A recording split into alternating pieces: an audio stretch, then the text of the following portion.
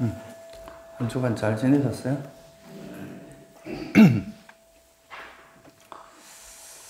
지난주까지 이제 연기에 대해서 쭉 설명을 드렸고요. 지금까지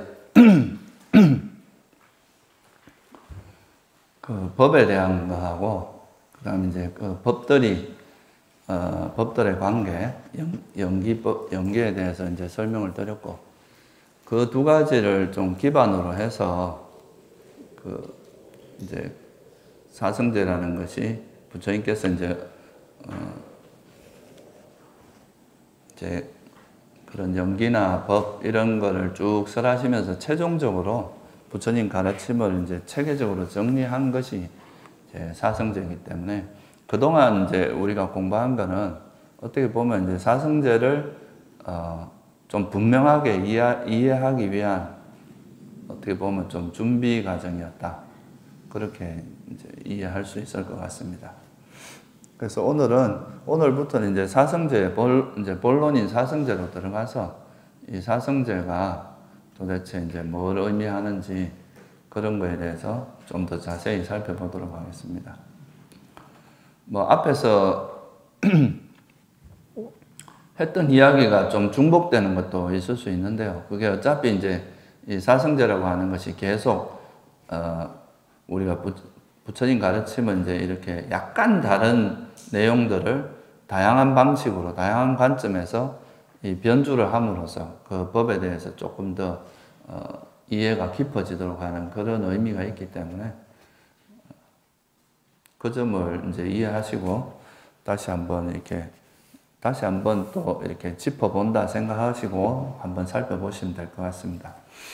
그래서 먼저 앞서 제가 또 말씀을 드렸지만 이 불교라고 하는 것은 기본적으로 부처님께서 이 법을 설한 목적이 뭐라고 말씀을 드렸어요.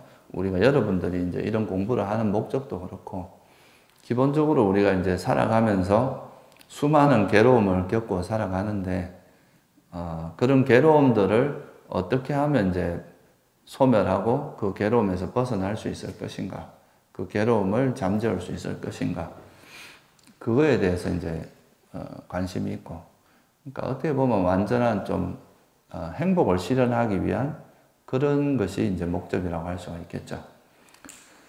근데 이제 부처님께서도 생로병사의 그런 괴로움, 생로병사로부터 벗어나기 위해서 이제 출가도 하셨고, 그 목적을 이루기 위해서 이제 수행도 해서 또 깨달음을 얻었고, 당신이 이제 그 깨달음을 얻은 괴로움에서 벗어난 그 내용을 정리한 것이, 그걸 체계적으로 정리해서 이제 당신의 법문을 듣는 다른 사람들도 이 법을 들은 사람들은 괴로움을 소멸할 수 있도록 그렇게 도와주기 위해서 설한 게 사성제죠. 그래서 우리가 이제 괴로움을 소멸하는 데 있어서 제일 먼저 전제되어야 될 전제 조건이 뭐냐 하면 괴로움을 벗어나기 위해서는 괴로움이 뭔지를 명확히 알아야 되겠죠. 그죠? 괴로움의 정의.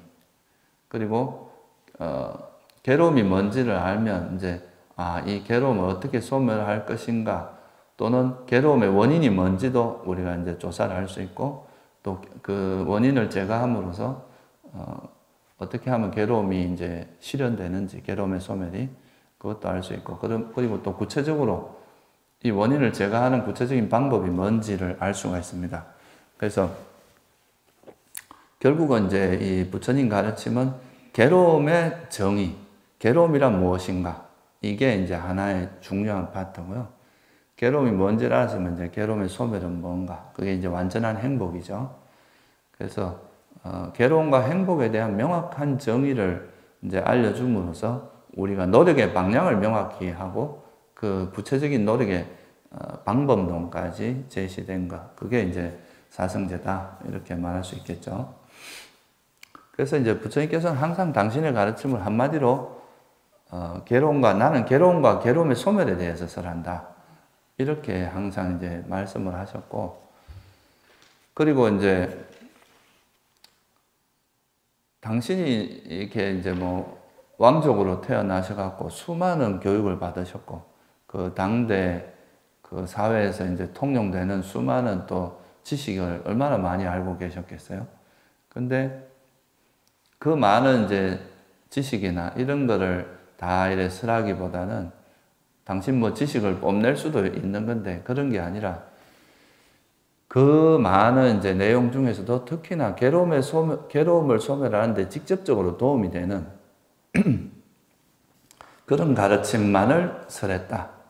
이게 이제 그 심사빠숙경이라고 하는 그 경에 나오는 이야기죠.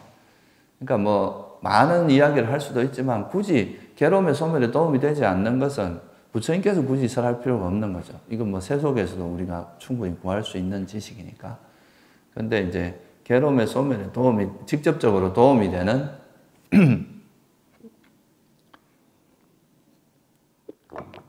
그런 가르침에 좀 초점을 맞추어서 설한 것이 바로 사성제다. 그래서 이 사성제는 말 그대로 4가지 성스러운 진리인데요. 뭐 성스럽다 이 말은 이제 좀 더 이거를 거룩함 그거를 강조하기 위해서 그런 건데 짧게 말하면 4가지 진리입니다.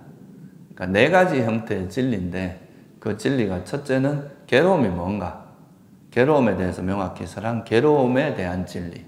두 번째가 이제 그러면 이 괴로움이 왜 일어나는가? 그 괴로움의 일어남에 대한 진리죠. 그리고 괴로움이 이제 괴로움이 왜 일어나는지를 알았으면 그 괴로움의 원인을 소멸했을 때 괴로움이 소멸된다.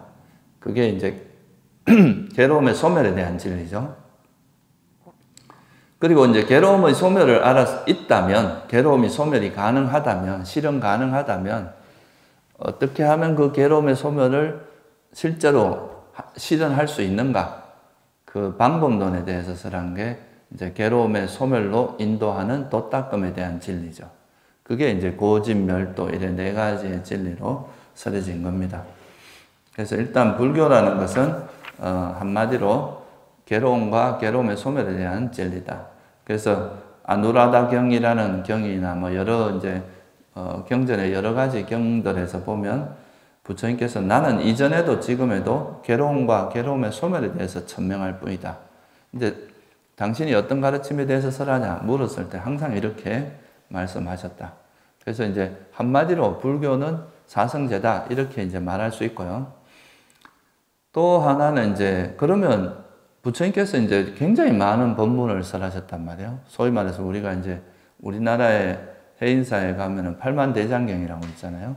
그게 다 이제 불교 가르침에 대해서 다 모아놓은 건데, 그럼 이 수많은 가르침들과 사성제는 그러면 어떤 관계가 있는가 이런 것도 한번 생각해 볼 수 있는데, 사실 이게 이제 그 수많은 경전에 나오는 이야기들은요, 결국은 이 사성제를 이해시키기 위한 또는 사성제를 여러 가지 모습으로 그냥 변주한 것에 지나지 않습니다. 사성제를 이해할 수 있도록 다양한 방식으로 사람의 이제 근기가 다르고 또 사람의 성향이 다르기 때문에 너무 한 가지로만 설명을 하면 이제 그거를 이해 못한 사람, 불교에 접근을 못 하잖아요. 그러니까 굉장히 다양한 방식으로 법을 설함으로써 소위 말해서 거물을 굉장히 넓게 펼쳐 놓은 거죠. 그럼으로써 이제 이렇게 그 발자국 안으로 들어오게 만들어서 그러면 이제 결국 거기 들어온 사람은 이제 결국은 가다 보면 결국은 이제 이 사성제로 취합되는 결국은 이쪽으로 가게 되겠죠. 그래서 이 불교 경전에도 보면 이렇게 나옵니다. 모든 유익한 법. 그러니까 유익한 법이라고 하는 것은 이제 모든 법, 부처님이 설한 거의 도움이 되는 모든 유익한 법들은 다 사성제에 내포된다. 마치 코끼리 발자국 비유의 긴경이라고 있거든요. 코끼리 발자국에 모든 발자국이 들어가듯이 모든 부처님의 가르침은 사성제라고 하는 것이 기결된다. 그래서 뭐 예를 들어서 이제 우리가 익숙한 뭐 물질과 정신 5무더기, 뭐 오온 이런 가르침은 다 고성제의 한 내용에 들어가거든요. 그리고 뭐 12처, 18개 이런 것도 다 고성제의 한 부분이라고 할 수 있습니다.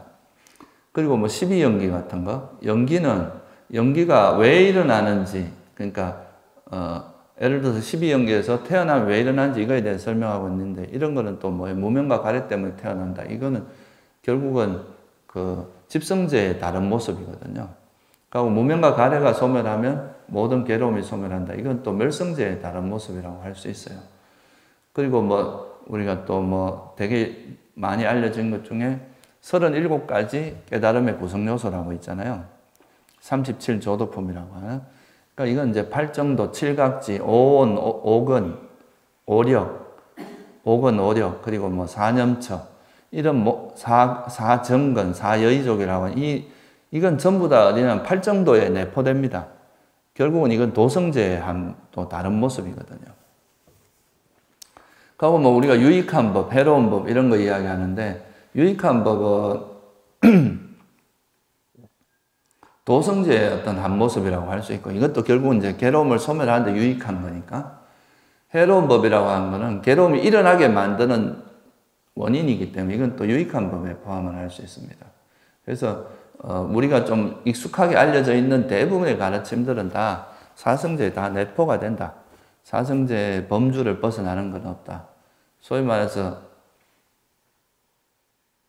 날 때 봐야 우리가 뭐라고 합니까? 부처님 손바닥 아니다. 그러니까 이게 이제 손오공이 아무리 까불어 봐야 부처님 손바닥 안에서 놀아놨다. 이런 이야기 하잖아요. 그런 것처럼 불교라는 건 결국은 아무리 뭐 이렇게 다양한 형태로 서래도 이 사성제의 범주를 넘어서는 건 없다. 사성제 안에 다 내포된다. 그리고 사성제를 벗어나는 게 있다면 그건 불교가 아니다. 이렇게 말할 수도 있습니다. 그러니까 불교의 어떤 범주를 벗어난 거다. 그러니까 좀 다른 방향으로 흘러간 거다. 이렇게 말할 수도 있죠. 그래서 어떻게 보면 사성제라고 하는 게 불교의 시작과 중간과 끝이라고 해도 과언이 아닙니다.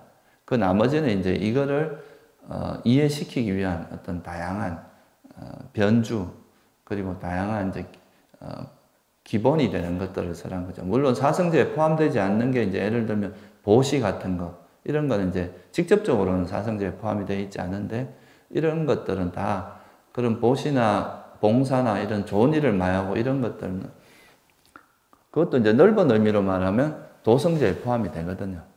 결국은 유익한 행위를 하는 거니까. 그래서 이 불교에서 기본적으로 이제 설해진 가르침은 결국은 사성제라는 그에 포함된다. 우리나라는 보면은 중국 불교의 영향을 받다 보니까 중국 불교 그 이제 교상판석이라는 게 있습니다. 혹시 들어봤는지 모르겠는데 그 천태종에서 이제 천태 스님이 그 불교를 이렇게 이제 교판을 짜놓은 게 있어요. 아함시, 뭐 방등시, 그 다음에 뭐 그 반야, 그 다음에 법화 열반 이렇게 이제 순서대로 화음 뭐 이렇게 해서 이제 그러니까 이 아항경은 되게 초기에 설했고 그 다음에 이제 방등부라고 하는 게 설해졌고 뭐 방등부가 이제 여러분들 많이 아는 뭐 그런 거 있잖아요. 뭐 유마경 이런 거 들어봤죠? 그런 게 이 방등부에 속하는 겁니다. 그리고 반야경, 우리가 금강경 뭐 이런 종류, 반야경이 있고 또 법화, 열반경, 법화경, 열반경. 이때 열반경은 대성 열반경을 말합니다. 초기 대성, 그러니까 이제 초기 불교에 말하는 열반경하고 대성 열반경 내용이 좀 다릅니다. 그리고 이제 화엄경, 이렇게 이제 있는데 이게 이제 아함부는 되게 초기에 설한 경전이고 뒤에 거 이게 더 수승한 가르침이다. 이런 식으로 이제 이야기를 해놔가지고 이런 사성제나 이런 건 되게 초보적인 가르침이다. 이렇게 생각하는 경우가 꽤 있거든요. 근데 이제 엄밀히 따지면 이 사성제를 넘어서는 법문은 없습니다. 이 사성제가 사실은 처음과 중간과 끝이고 어떤 면에서는 사성제가 가장 이해하기가 어렵고 가장 깊이 있는 가르침이다. 이렇게 말할 수도 있죠. 그래서 사성제라는 것에 다 내포된다. 이렇게 우리가 사성제를 공부하는 이유도 결국은 깨달음이라고 하는 것은 사성제를 깨닫는 것을 의미합니다. 진리를 깨닫는 것. 부처님께서도 출가하시고 나서 당신이 이제 그 사선정을 얻고 나서 이렇게 깨달음을 얻는 그 과정을 보면 결국은 이제 괴로움이 뭔지를 깨닫고 괴로움이 일어남이 뭐다. 괴로움의 소멸이 뭐다. 괴로움의 소멸로 인도함이 뭐다. 이걸 깨닫고 이제 모든 번뇌 일어난 번뇌의 소멸로 인도하는 도닦음을 깨닫고 이제 모든 게 괴로움에서 벗어났다. 이런 게 이제 부처님 일대기 보면 나오거든요. 그래서 그거를 이제 이해하시면 좋을 것 같고, 그러니까 이제 첫 번째는 불교는 사성제인데 불교 자체가 아무리 다양한 가르침을 쓰래도 이건 사성제에 내포된다 하는 거. 그걸 일단 이해하시면 좋을 것 같고. 또 하나는 사성제라는 거를 이제 소위 말해서 수많은 이제 우리가 사상 체계가 있잖아요, 세상에는. 그런 사상 체계의 하나로서 이해하는 경우도 이제 있는데 적어도 이제 불교에서 말하는 거는 사성제는 진리의 가르침이다.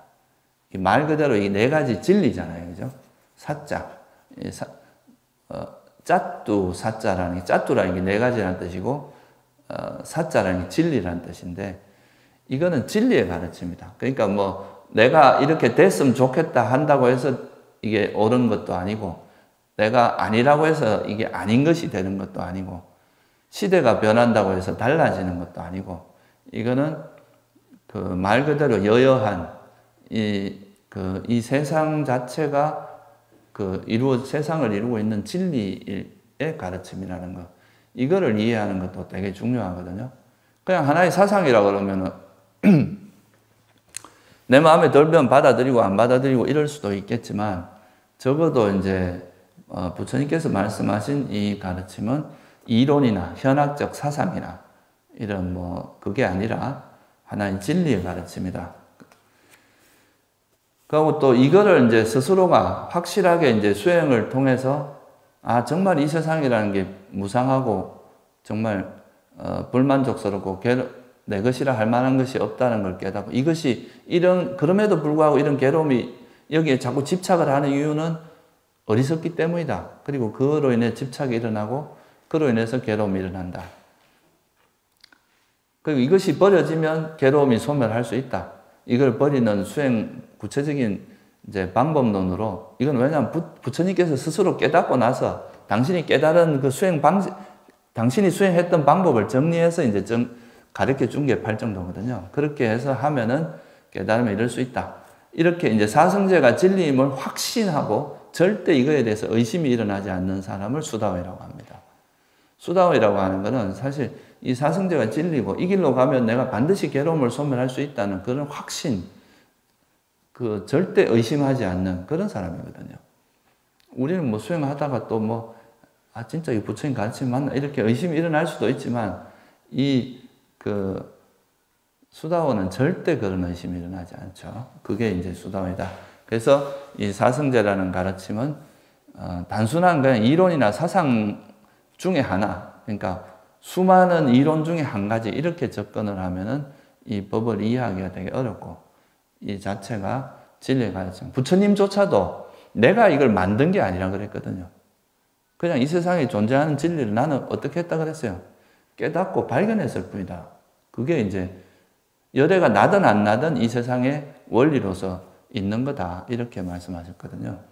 그래서 그 부분을 한번 짚어보고 본론으로 들어가면 좋겠습니다. 그래서 265회 책이 있는 분들은 265페이지 한번 펴보세요. 거기 보면 진실한 경이라고 상류단 니까에 보면은 나오는 경전이 있습니다. 그걸 같이 한번 읽어볼게요. 비구들이여, 이러한 네 가지 성스러운 진리는 진실하고 거짓이 아니고 그렇지 않은 것이 아니다. 그래서 성스러운 진리라고 한다. 왜 그러니까 부처님께서 이걸 진리라고 했느냐? 이거는 말 그대로 진실하다. 그리고 거짓이 아니다. 이거는 그러고 또 그렇지 않다고 누구도 지혜로운 사람이라면 이것이 거짓이라고 부정할 수 없는, 물론 이제 막무가내로 부정하는 사람이 있을 수 있는데, 적어도 지혜를 갖춘, 지혜가 있는 사람은 이 말을 쭉 들었을 때, 이거 아니야 라고 부정할 수 없는 그런 가르침이라고 이제 말하는 거죠. 자, 그러면 먼저 이제 고성제부터 한번 알아보겠습니다. 결국은 이제 이 모든 괴로움을 소멸하려면 제일 먼저 시작은 뭐냐면 괴로움이 뭔지를 알아야 되죠. 괴로움이 뭔지를 모르는데 어떻게 괴로움을 버릴 수 있겠어요, 그죠? 그래서 이제 괴로움에 대한 진리가 제일 먼저 나오는 이유가 이겁니다. 일단은 괴로움이라는 것에 대한 명확한 이해가 돼야 그러면 이 괴로움에서 어떻게 벗어날 것인가 하는 걸 알 수가 있겠죠. 그래서 이제 이 괴로움이라고 하는 거는 보통 이제 우리가 생각할 때는 세속적인 의미에서는 괴로움이라고는 고통을 보통 이야기하죠. 그죠? 뭔가 고통스러운 거. 그러니까 다시 말하면 괴로운 느낌이 일어나는 걸 보통 괴로움이라고 하는데, 그래서 뭐 생로병사, 늙고 병들고 죽는 그런 괴로움들. 생이 왜 고통이냐 이렇게 말할 수도 있는데, 만약에 필수품을 얻지 못해, 먹을 걸 얻지 못해요. 그런 사람에게 사는 건 엄청난 고통입니다. 그리고 뭐 예를 들어서 뭔가 잘못을 저질러서 감옥에 갔어요. 거기서 막 그 신체를 구속당해서 그렇게 있는 그것도 고통이죠. 또 누구한테 막 얻어맞거나 뭔가 이렇게 비난을 받거나 이런 데서 오는 괴로움도 있잖아요. 그래서 사실 이게 노병사만 괴로움이 아니라 생도 괴로움이라고 한 이유는 그 살면서 겪는 또 수많은 고통들이 있거든요. 그래서 이제 생로병사가 괴로움이고, 또 사랑하는 사람과 헤어지거나 뭐 미워하는 사람과 만나거나 이런 수많은 괴로움들이 있는데, 그러니까 이거를 이제 괴로움이라고 부처님께서 말씀하셨어요. 기본적으로는 팔고라고 하죠. 생로병사하고, 그 다음에 이제 애별리고, 사랑하는 사람과 헤어지는 고통, 또 미워하는 사람, 그러니까 막 아주 이상한 상사를 만나거나, 군대 가서 굉장히 사이코 같은 선임병을 만나거나 이런 게 엄청 이제 괴로움이거든요. 그래서 원하지 않는, 미워하는 사람과 만나거나, 원하는 것을 얻지 못하는 것. 그 다음에 뭐 슬픔, 비탄, 탄식, 절망, 우울 뭐 이런 게 다 괴로움의 형태에 들어가죠. 그래서 이제 그게 괴로움이지만 좀 더 근원적으로 이야기하면 뭐냐 하면, 부처님께서는 오치온이 고다 이렇게 말씀을 하셨는데요. 이 부분에 대해서 이제 우리가 좀 공부를 하려고 하는 겁니다. 그래서 일단 이런 괴로움이 일어나는 거에 원천이 어디에 있느냐 이거죠. 왜 괴로움이 일어나냐를 부처님께서 살펴보니까, 왜 이런 8가지 괴로움이 일어나느냐, 그 원천에는 여러분들이 만약에 이 세상에 존재하지 않으면 괴로움이 일어날 수 있겠어요? 나라는 존재가 있기 때문에, 그죠? 그러니까 뭔가 내가 태어나서 이렇게 살아가고 뭔가 존재하기 때문에 일어나는 괴로움이라는 거죠. 그래서 이런 괴로움의 원천이 태어남에 있다. 그래서 이 존재하는 것 때문에 괴로움이 일어난다고 했는데, 그래서 이제 우리가 이렇게 되면은 근원적인 질문으로 돌아가게 돼요. 이런 괴로움들이 왜 일어나는가를 보면은, 그러면 괴로움이라는 것이 나를 기반으로 일어난다면, 그러면 나는 도대체 뭔가? 그죠? 그러니까 도대체 이 나라는 거의 본질은 뭔가? 나의 실상은 뭔가? 이거를 이제 부처님께서도 처음에는 뭔가 밖에서 뭔가 구할 수 있을까 생각을 했을 수도 있어요. 근데 수행을 하다 보니까 이게 바깥의 문제가 아니라 근본적으로 내가 있기 때문에 일어나는 거라는 거죠. 가장 근원적으로는. 그래서 그럼 나는 무엇인가? 나란 존재가 뭔가? 여기에 대해서 이제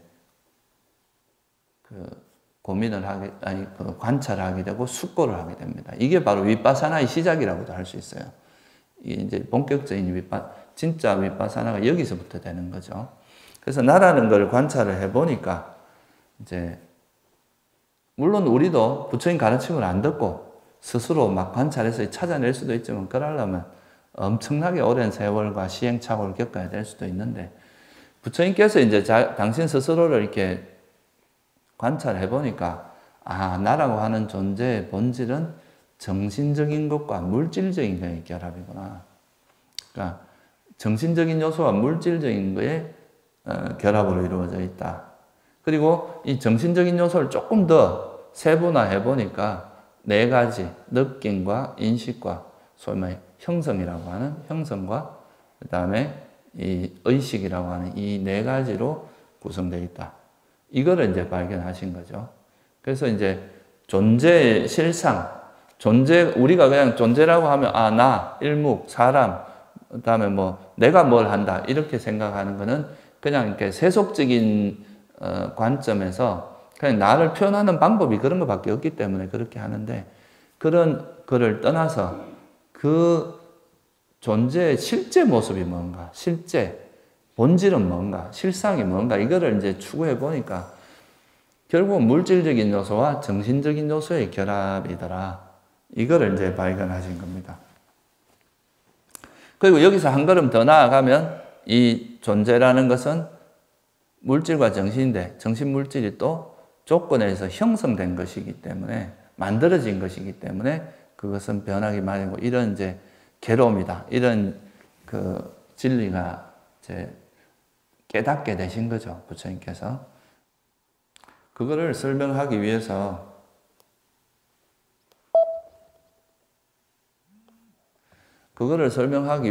이제 부처님께서 이제 법을 설한 겁니다. 그래서 존재의 실상에 대해서 먼저, 그러니까 나라고 하는 존재가 뭔가를 먼저 좀 살펴볼 필요가 있겠죠. 앞에서 이제 기본적인 거는 이야기를 했지만, 그래도 다시 한번, 우리가 공부한 걸 짚어보면서 한번 살펴보면 좋을 것 같습니다. 그래서 이 자기존재경이라는 상류단니까에 보면은, 그러니까 뭐가 나라고 하는 존재의 본질은 뭔가?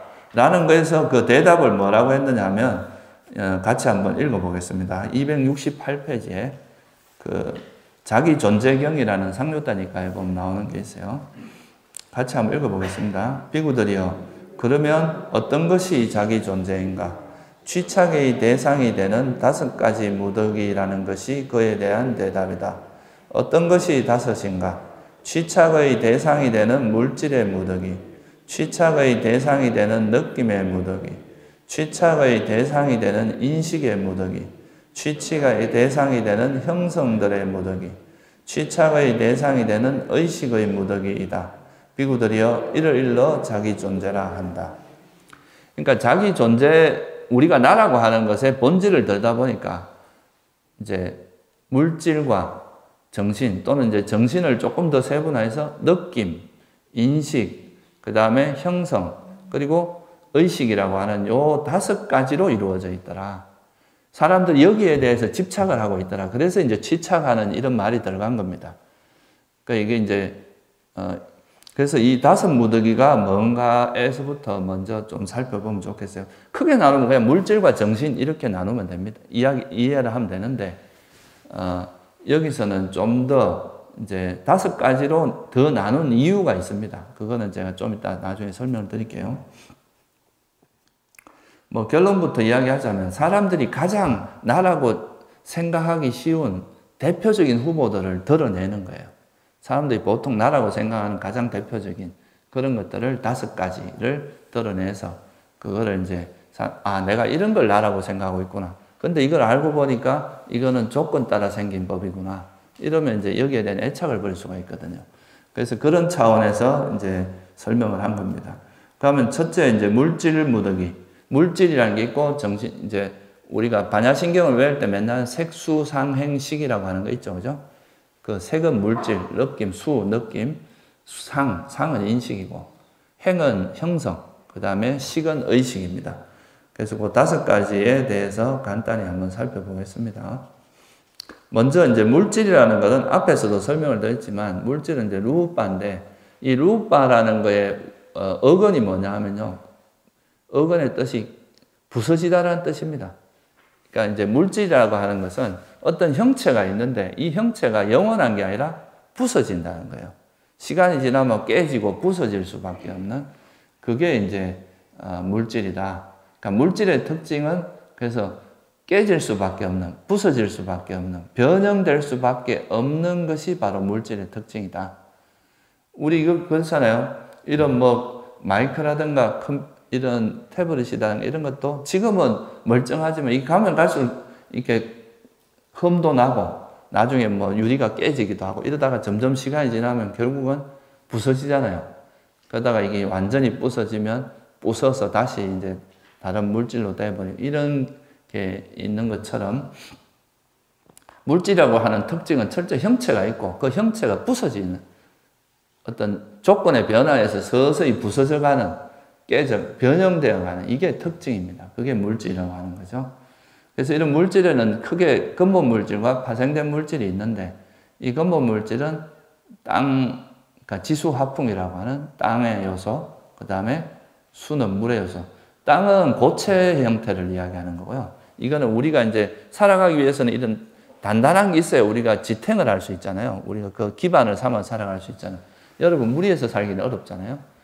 그러니까 이제 이 땅은 좀 기반의 역할을 해주는 게 있고요. 물은 또 우리 생명을 지탱하기 위해서는 또 그 물이라는 게 있어야 되죠. 이 흘러가는 거는 보통 액체라고 이야기를 하고, 그리고 이제 물의 요소라고 하죠. 그러니까 물이 있으면 또 뭐가 있어야 되냐면 열이 있어야 되잖아요. 그죠? 그게 이제 화입니다. 불의 요소고, 또 그 움직임, 바람의 요소죠. 그래서 이 네 가지가 이런 물질을 이루는 기본 요소다. 이래서 이걸 근본 물질이라고 합니다. 지수화풍이라고. 이건 앞에서도 좀 설명을 드렸으니까 간단히 짚고만 넘어갈게요.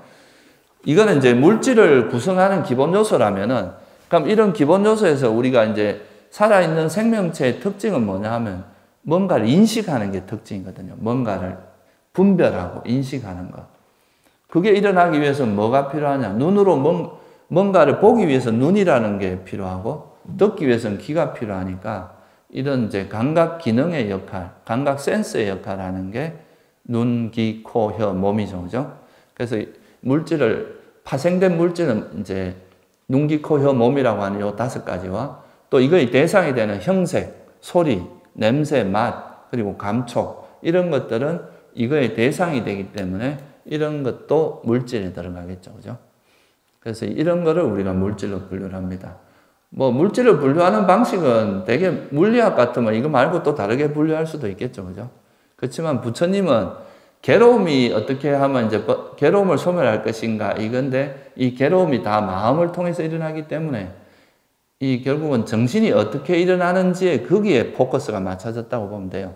그래서 안이비설신, 눈, 귀, 코, 혀, 몸과 색성향, 미촉, 그러니까 형색, 소리, 냄새, 맛, 감촉이라고 하는 그렇게 나누고, 뭐 굳이 또 하나 뭐 더 나눈다면 남자, 여자, 뭐 또 제일 또 중요한 물질 중에 하나가 뭡니까? 여러분이 몸을 유지하기 위해서는 뭘 먹어야 돼요? 그렇죠. 이 음식이 없으면 안 되잖아요. 음식이라는 것도 중요한 물질의 요소에 들어갑니다. 그래서 이런 것들을 총칭해서 다 뭐라고 하냐면 물질이라고 하는 거죠. 우리 몸도 똑같이 이렇게 물질로 이루어져 있는 거죠. 그죠? 근데 왜 그러면 그냥 물질이라 해도 되는데 굳이 물질 무득이라고 했느냐? 그러니까 루빠라고 하는 물질로만 이야기해도 되는데 물질 무득이라고 한 이유가 뭐냐 이거죠. 왜 물질 무득이라고 굳이 표현을 했느냐? 왜 그랬겠어요? 여러분 몸을 이제 보통 나라고 생각하는 제일 대표적인 것 중에 하나잖아요. 그죠? 이 몸을 나라고 생각하잖아요. 그죠? 어디 몸이 아프면 아이고 내가 죽으면 어떡하지 이렇게 생각하고, 뭐 항상 그런 이제 내 몸을 나와 동일시하는 이런 게 어리석음의 대표적인 건데요. 근데 이 몸을 현재 내 몸만 나라고 생각하지는 않죠, 여러분들이. 어릴 때 내 몸도 나라고 생각하잖아요. 과거에 있었던 내 몸. 그리고 미래에 늙어질 몸도 나라고 생각할 거 아니에요, 그죠? 그러고 뭐 얼굴이 뽀송뽀송할 때만 나라고 생각하지 않죠. 막 뭔가 거칠거칠하고 막 이럴 때 까칠까칠할 때도 나라고 생각하고, 또 내 몸만 내 몸만 물질이라고 생각하니까 바깥에 있는 몸도 물질이라고 생각하잖아요. 그래서 이제 경전에서 보면 어떤 물질이든 간에 그것이 안의 것이나 밖의 것이나 또 과거, 현재, 미래의 것이나 또는 수성하거나 저열하거나 또는 그 멀리 있거나 가까이 있거나 내 가까이 있는 것뿐만 아니라 멀리 있는 이런 모든 걸 다 물질이라고 한다는 거죠. 그러니까 물질이라고 하는 것의 범위가 하여튼 변형되는 특징을 가진 건 전부 물질 무더기에 들어가는데, 특히 내 몸에서 일어나는 물질 무더기 같은 경우는 이제 그거를 보통 어릴 때 모습, 현재 모습, 과거의 모습 이런 걸 총체적으로 나라고 생각한다. 그래서 이걸 물질 무더기라고 표현한 겁니다. 그래서 자기에게 일어나는 또는 이제 다른 존재에게서 일어나는 그런 것들의 총체. 우리 몸에도 뭐 내 몸이 아닌 다른 물질도 있을 수 있잖아요. 그죠? 해충이 들어앉아 있을 수도 있고. 그러니까 그런 것들을 총칭해서 나라고 생각하는. 이게 이제 그래서 물질 무득이라는 표현을 쓴, 그러니까 부처님은 언어를 쓰실 때 굉장히 정확하게 쓰십니다. 그냥 그냥 막 쓰시는 것 같아도 이 용어를 하나 선택할 때도 그냥 물질이라고 해도 되는데, 물질 무더기, 물질의 그 모임, 이렇게 쓰는 것은 굉장히 정확하게 표현하는 거다. 이렇게 볼 수 있습니다. 그래서 이제 물질이라고 하는 것이 첫 번째, 나라고 하는 거에 그러니까 쉽게 말하면 우리 몸이 나라고 생각하는 제일 대표적인 거죠. 그러면 이 몸이 있으면 이 몸을 의지해서, 몸을 조건으로 해서 뭐가 일어나냐? 이제 분별하는 알미 일어나잖아요. 그죠? 저거는 뭐다. 저거는 시계다. 이거는 이건 책이다. 이렇게 사람이다. 이렇게 분별을 하잖아요. 그죠? 대상을. 우리가 이제 물질은 그냥 이렇게 감지하는 역할밖에 못 하지만, 그거에서 뭔가 그거를 아는 거는 의식에서, 마음이 아는 거거든요. 그래서 그거를 이제 의식이 일어나는, 그걸 정신이라고 표현을 한 거죠. 그런 정신이 이제 작용하게 되는데, 이 정신은 특징이 뭐냐면 형체가 없어요. 잡을래야 잡을 수도 없고, 어느 위치를 찾으려도 위치도 찾을 수도 없어. 근데 뭐가 있어요? 작용은 있어요. 여러분이 막 괴로움이 일어날 때 이 화를 어디 찾아보면 없어. 화라는 것을 어디 위치라든가 모양을 찾으면 없는데, 화라는 작용은 분명히 있어요. 그게 또 여러분 마음을 엄청 괴롭게 만들어. 그러니까 이런 거는 우리가 벗어날 수 없는 부분이잖아요. 그래서 이 물질은 형체가 분명히 있지만, 마음은 이 정신이라고 하는 형체는 없이 작용만 하는 거죠. 이게 좀 차이가 있습니다. 그래서 그런 작용만 하는 이제 정신 중에서도 특히 이제 그거에서 아까도 말했지만 사람들이 가장 익숙하고, 이게 바로 내가 아닐까라고 생각하기 쉬운, 또는 윤회의 가장 원인이 되는 그런 것들을 체계적으로 분류를 해서 네 가지로 분류를 했는데, 하나는 느낌, 그 다음 인식, 그 다음에 형성이라고 하는 그 다음에 의식. 그래서 이거 수상행식이라고 하는 요 네 가지가 바로 이제 정신무더기에 들어갑니다. 그래서 첫째 느낌 무더기는, 느낌은 앞에서 이제 제가 괴로움과 행복 설명을 드릴 때 자세히 설명을 드렸어요. 그래서 이것도 간단히 짚고만 넘어갈게요. 느낌에 몇 가지가 있다고 그랬어요? 세 가지가 있습니다. 괴로움, 이제 두카, 괴로운 느낌이 있고, 수카, 행복한 느낌이 있고, 아수카, 아두카, 괴롭지도 행복하지도 않은 그런 느낌이 있죠. 이걸 평온한 느낌이라고 하기도 합니다. 근데 이걸 조금 더 세분화하면 육체적인 행복한 느낌, 정신적인 행복한 느낌, 이렇게 두 가지로 나눌 수 있고, 육체적인 괴로운 느낌, 정신적인 괴로운 느낌, 그 다음 평온, 이렇게 해서 5가지로도 분류를 할 수 있습니다. 이제 몸을 통해서 일어나는 괴로움은 육체적인 거라고 하고, 이제 그냥 막 우리가 스트레스 받고 정신적으로 괴로운 거, 이건 정신적인 괴로움이라고 하죠. 똑같이 생각하면 됩니다. 육체적인 괴로운 느낌은 원하는 그런 감촉을 경험했을 때 오는 행복이고, 정신적인 것은 원하지 않는 대상을 경험할 때 정신적인 괴로움이 일어나는 거죠. 뭐 평온한 느낌은 이것도 아니고 그저 그런 그냥 관심 없는, 또는 별로 이렇게 좀 이렇게 소위 말해서 존재감이 없는 대상을 만났을 때 일어나는, 그게 이제 평온한 느낌이라고 할 수 있습니다. 그래서 이런 평온한 느낌들을 다양하게 느낀 그런 평온한 느낌들의 총집합체를 느낌의 무더기라고 합니다. 그러니까 여러분이 어릴 때 친구들하고 놀 때 경험했던 그런 행복한 느낌, 그죠? 그것도 있을 수 있고, 현재 법을 들으면서 기뻐하는 이런 행복한 느낌도 있을 수 있고, 과거에 막 아주 안 좋은 일이 있었을 때 경험했던 그런 괴로운 느낌들, 그것이 어떤 것이든 간에 과거의 것이든 현재의 것이든 미래의 것이든, 또는 그것이 저열하건 수성하건, 하여튼 그 과거에 우리가 겪었던 모든 그런 괴로움의 총집합을, 느낌의 총집합을 뭐라 그런다는 거예요? 그게 느낌 무더기다. 그죠? 그게 이제 부처님께서 느낌, 이런 느낌의 무더기를 우리가 이제, 내가 이런 괴로움도 느끼고 행복도 느끼고 하는 이놈을, 이게 바로 나가 아닐까, 이렇게 생각할 수 있는 대표적인 후보들입니다, 이게. 그래서 이제 그거는 과거에 경험했던, 현재에 경험했던, 미래에 경험할 것이든 간에, 안의 것이든 밖의 것이든, 하여튼에 이 11가지 카테고리가 있거든요. 과거의 것이든, 현재의 것이든, 미래의 것이든.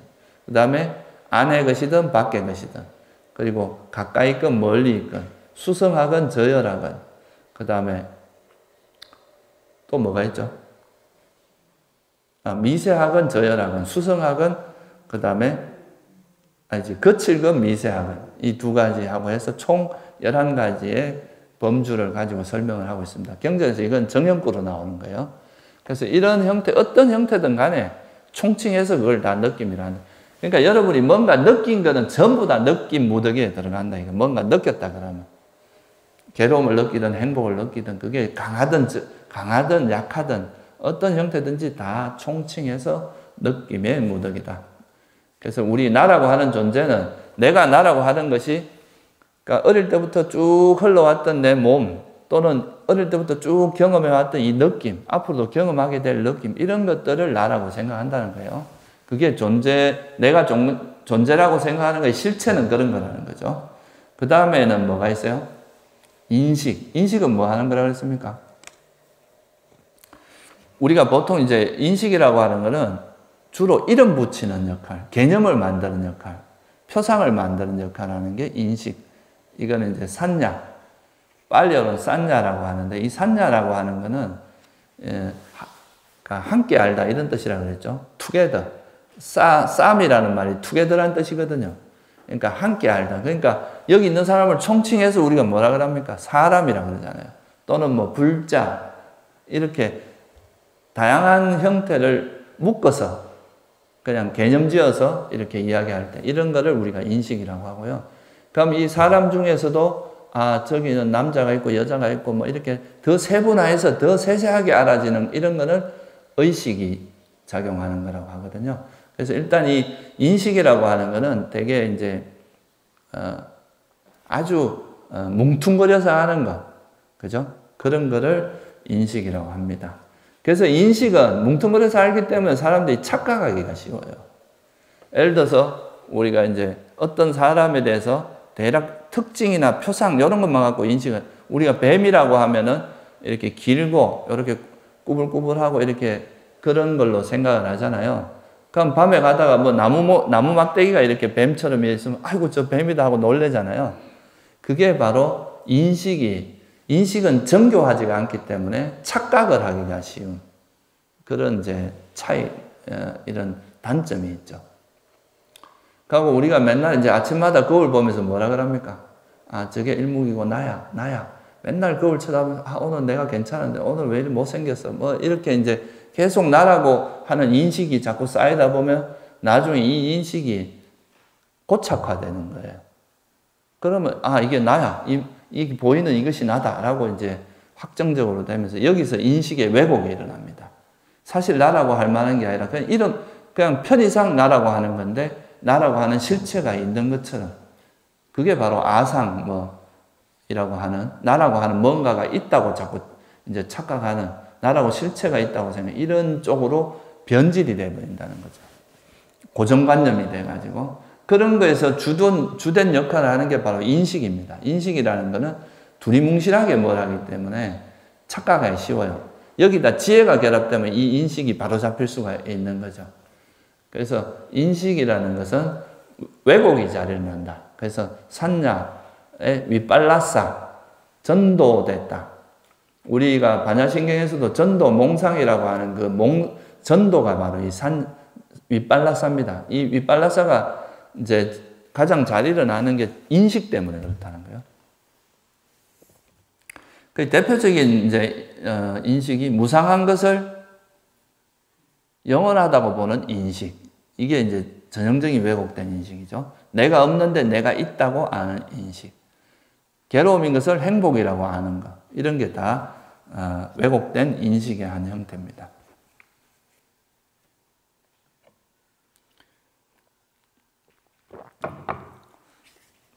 저도 어릴 때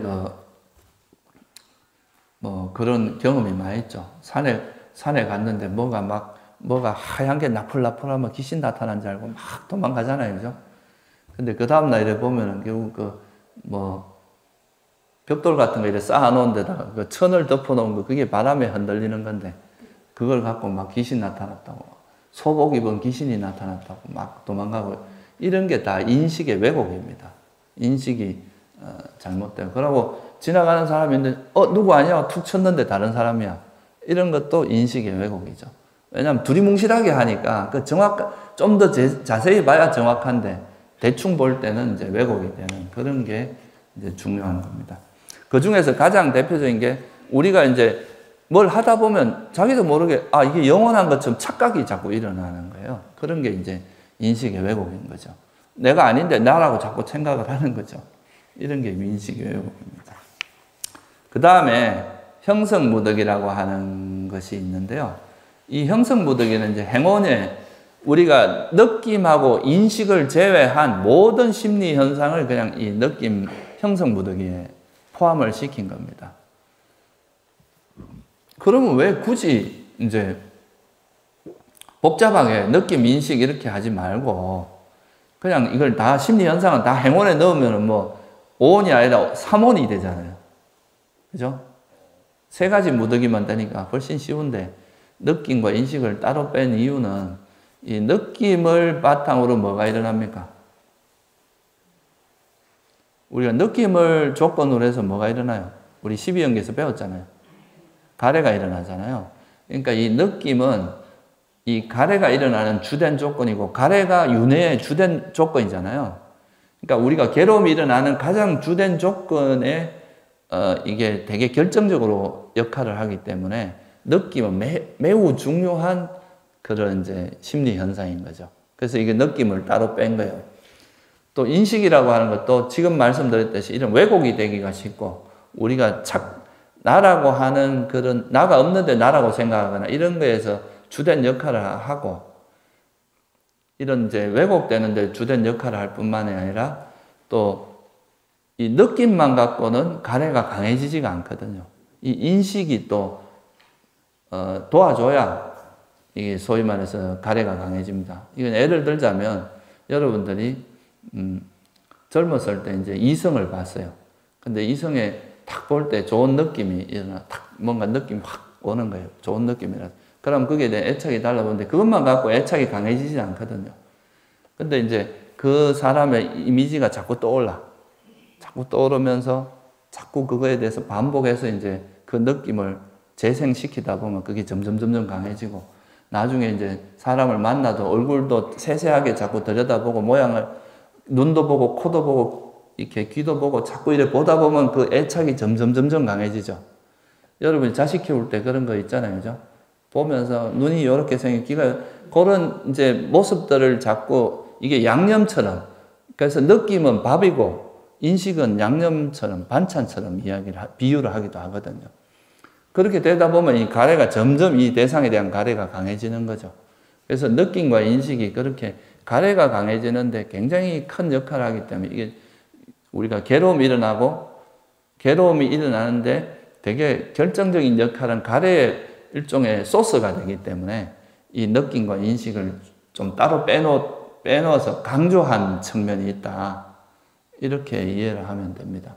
그 나머지 심리현상들은 전부 다 행원에 집어넣어놨어요. 형성무덕에. 그리고 나머지 이제 마음은 의식무덕이하고 똑같은 이야기입니다. 이 형성무덕에서 제일 중요한 거는 뭐냐 하면 이 형성무덕에는 결국 형성무덕이라는 이름이 뭐냐면 원래 이제 쌍카라거든요. 이 쌍카라 칸다인데 이 쌍카라라는 게 뭐냐 하면 뭔가 함께 하다 이런 뜻이에요. 만들다 이런 뜻이에요. 만들다는 뜻이 있어요. 그러면 이게 뭐냐 하면은 여러분들이 예를 들어서 화를 내요. 이 화를 내면 어떻게 됩니까? 화가 화를 부르는 거 그런 거 아시죠?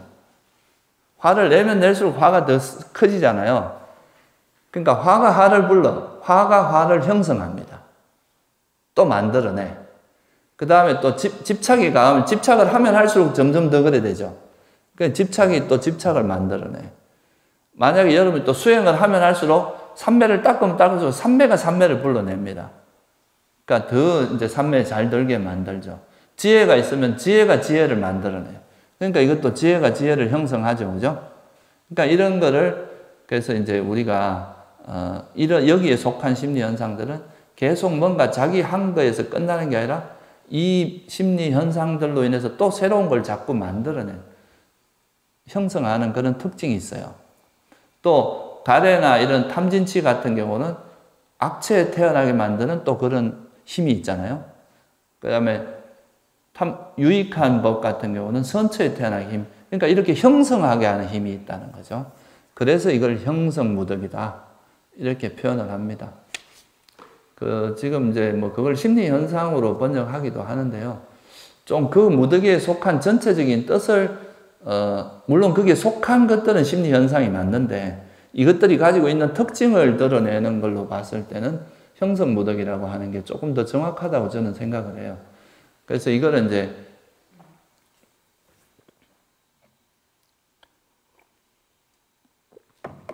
그래서 형성무덕에는 크게 나누면 세 가지가 나눌 수 있는데 하나는 선한 법, 그러니까 우리가 괴로움이 일어나게 만드는 거를 괴로움을 소멸하는데 유익하고 도움이 되는 것, 이거 이제 선법, 유익한 법이라고 하는 게 있고요. 그건 대표적으로 탐욕이 없고 성냄이 없고 어리석음이 없는 이런 마음 상태들이 그런 거죠. 그 다음에 이 괴로움이 일어나는 거를 도와주는 것. 그러니까 괴로움의 원인이 되는 게 탐욕과 성냄과 어리석음을 뿌리로 한 거거든요.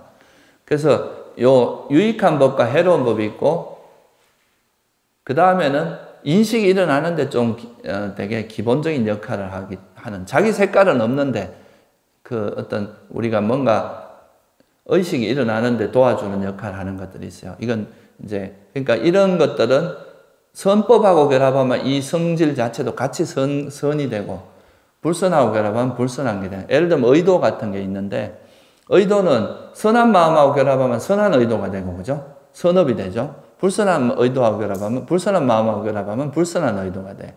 이런 것들은 자기 색깔 없이 그냥 다른 것들과 이제 동일한데 이 자체가 어떤 인식이 일어나고 의식이 일어나는데 기본이 되는 그런 심리 현상들이 있습니다.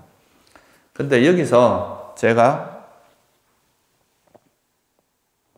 해로운 법들은 나중에 집성제가 결국은 괴로움이 왜 일어나냐? 가래 때문에 일어나는데 가래가 결국은 가래가 일어나려면 어리석음이 있어야 되고 가래의 반작용이 성냄이거든요.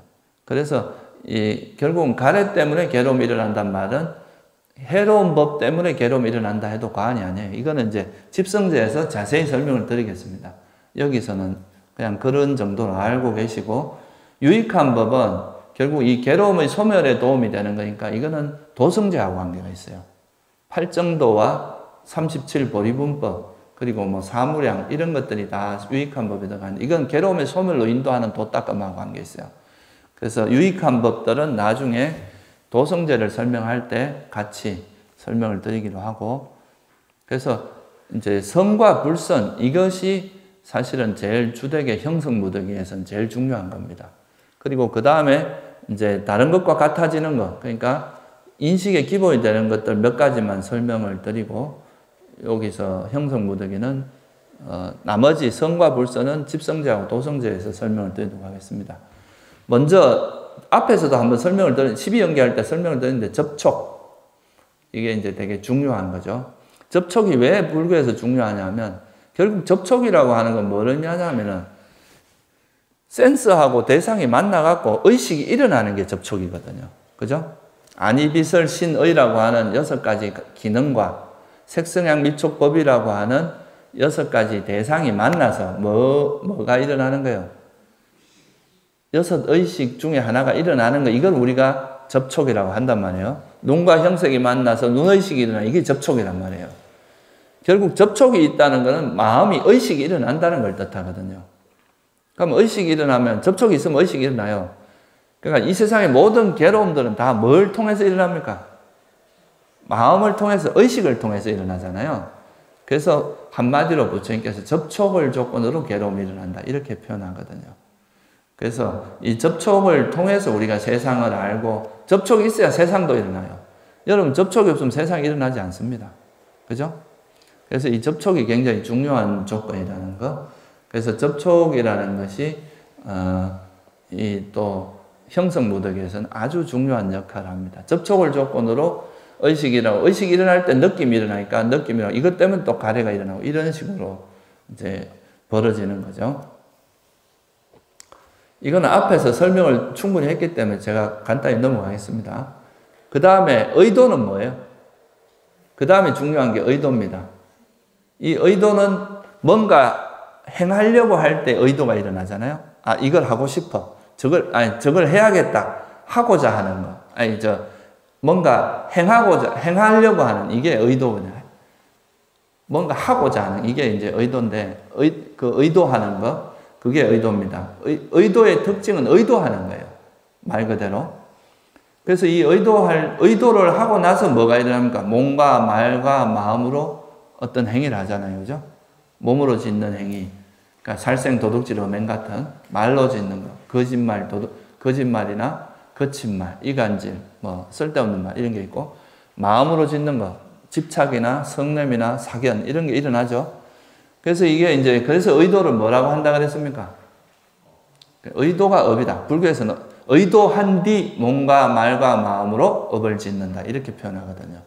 그래서 의도를 업이라고 합니다. 그래서 우리가 마음을 왕이라고 한다면 의도가 사령관에 해당한다. 이 의도가 되게 중요하다. 의도가 일어나면 모든 이제 의식작용이 일어나기 때문에. 그래서 이 의도를 업이라고 하고, 이 업은 유익한 업과 이제 이 의도가 선한 마음하고 선한 법하고 결합하면 선한 업이 되고, 그죠? 이제 해로운, 그러니까 탐욕이나 성냄이나 어리석음과 결합하면은 해로운 업이 일어나죠. 그죠? 그렇게 이해를 하면 됩니다.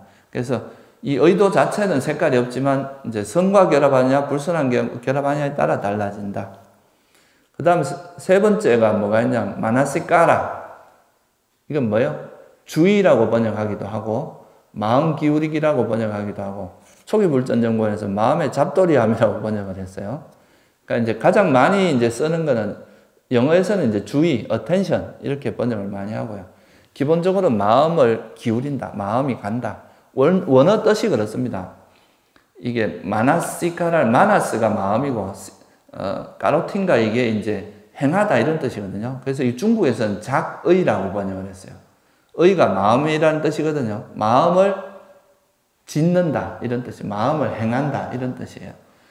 그래서 이거는 마음 기울인다, 주의를 기울인다 이렇게 표현해도 돼요.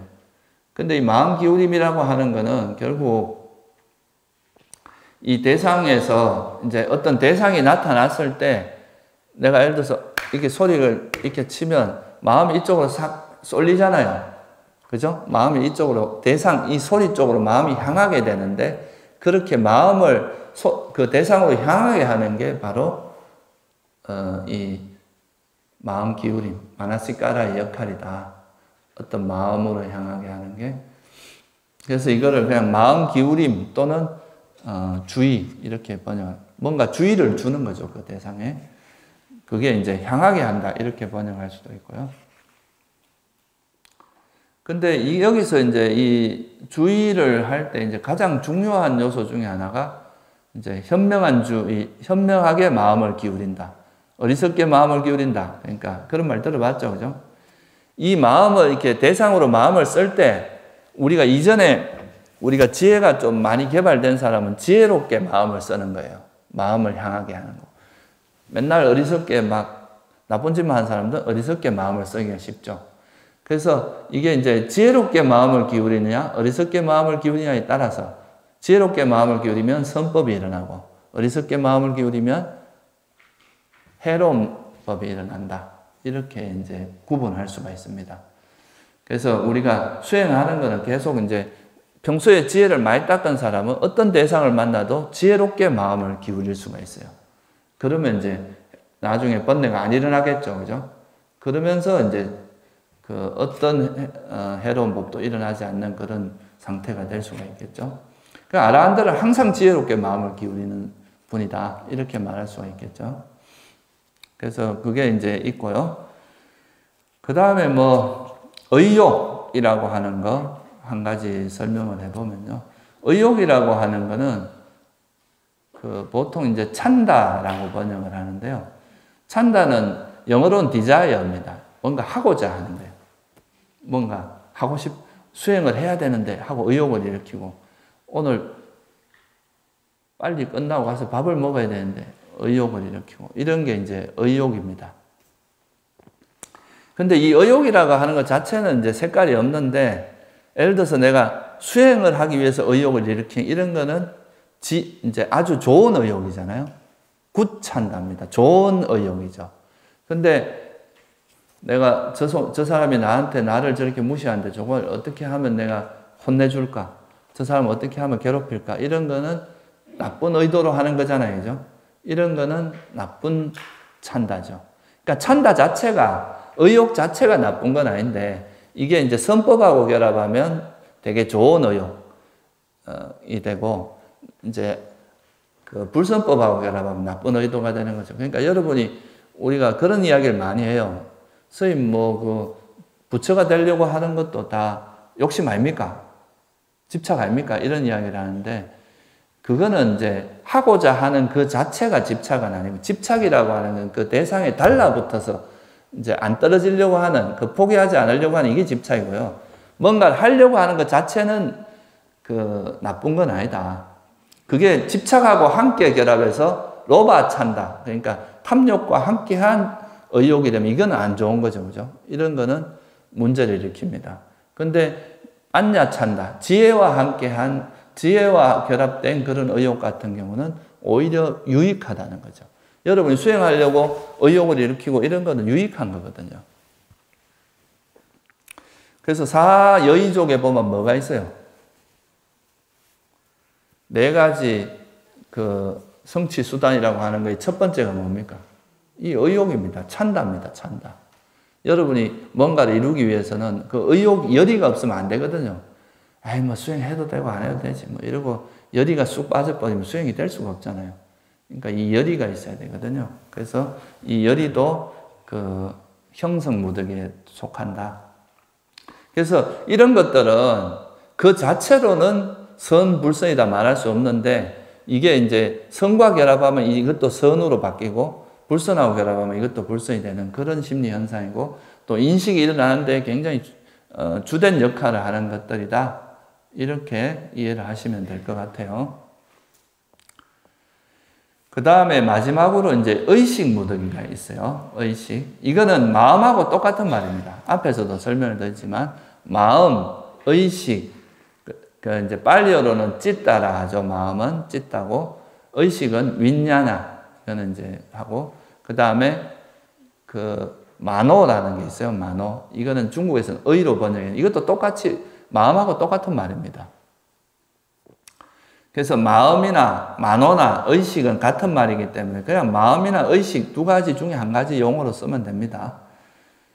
그래서 이 의식은 대상을 분별하는 특징. 인식은 그냥 이게 시계다. 이거는 노공기다. 이거는 그 태블릿이다. 이 정도는 아는데, 이 노공기의 색깔은 뭐고, 이건 제품은 어디 제품이고, 이건 뭐고, 이렇게까지 아는 거는 의식입니다. 이거의 본질은 물질이고, 이거는, 무상한 것이구나. 괴로움이구나. 이렇게까지 아는 거는 지혜예요. 근데 어쨌든, 그 의식은 그냥 좀 대상을 그냥 우리가 일반적으로 뭐라고 이렇게 세세하게 분별하는 것은 다 의식작용에 들어간다. 이렇게 보시면 되고요. 그래서 이 의식은 분별하는 게 특징입니다. 그러면 이 의식은 몇 가지가 있겠습니까? 이게 쉽게, 이제 크게 나누면 6가지로 나눌 수가 있어요. 눈을 통해서 알게 된 거는 눈의식이라고 그러고, 귀를 통해서 소리로 이제 그거는 귀의식. 코를 통해서 알게 된 거는 코의식, 맛을 알게 된 거는 혀의식이라고 그러고, 그 다음에 몸을 통해서, 몸의 감촉을 통해서 알게 된 것은 몸의식, 그리고 그냥 그런 거 없이 그냥 우리가 생각으로 알게 된 거, 이런 거는 뭐라 그래요? 이제 마음의식, 그러니까 그 만호의식이라고 하는데 그냥 마음의식 또는 그냥 의식, 한자로 말하면 그냥 의식이라고 하죠. 그래서 그런 것으로 이제 구성되어 있습니다. 그래서 이거는, 의식은 이제 크게 나누면 선, 불선, 무기, 이렇게 선도 아니고 불선도 아닌 걸 무기라고 하죠. 그리고 이제 또 이것이 이 의식을 개발하면 이게 욕계에 태어나는 원인이 되면 욕계의식이라고 하고, 색계의 속성을 가지고 있으면 색계의식, 무색계 가지고 있으면 무색계의식. 그러니까 우리가 깨달음을 얻었을 때 그게 이제 완전히 이렇게 깨달음을 얻어서 태어나게 하는 이런 건 또 출세간 의식이라고 표현을 하거든요. 그러니까 이거는 의식 무더기에 대해서는 오늘 시간이 좀 부족한 것 같아서 다음 시간에 제가 이어서 말씀드리기로 하고요. 그래서 그 이제 오늘 살펴본 거는 물질 무더기, 그 다음에 느낌, 인식, 형성 무더기 이렇게 알아봤는데 이걸 왜 나라는 존재를 그냥 물질, 느낌, 인식 이렇게 하지 않고 굳이 무더기라고 했느냐. 그거는 아까 말씀드렸듯이 과거부터 현재, 미래, 앞으로 존재하게 될 그런 걸 다 총칭해서, 그죠? 나라고 하는 게 그냥 뭐 현재 내 모습만 나라고 생각하는 건 아니잖아요. 그죠? 과거에 있었던 거 이런 것까지 다 총칭해서 하니까 그걸 무더기라는 표현을 썼다. 이렇게 아시면 좋을 것 같고요. 그리고 이제 정신 무더기 중에서 이제 느낌은 물질이고, 물질 무더기 있고, 이제 정신 무더기는 이제 느낌, 인식, 그 다음에 형성, 요 세 개는 다 심리 현상에 들어갑니다. 그리고 의식 무더기는 마음, 그죠? 또는 의식, 이렇게. 그러니까 전에 마음과 심리 현상 이렇게 찌따하고 째따시카 이렇게 이제 구분한 적이 있잖아요. 마음과 마음 부수, 마음에 속한 거란 뜻이거든요, 이게. 오늘은 이제 마음에 속한 거에 대해서 주로 이야기를 했고, 다음 시간에는 의식 무더기부터 하도록 하겠습니다. 예, 오늘은 여기서 마칠게요.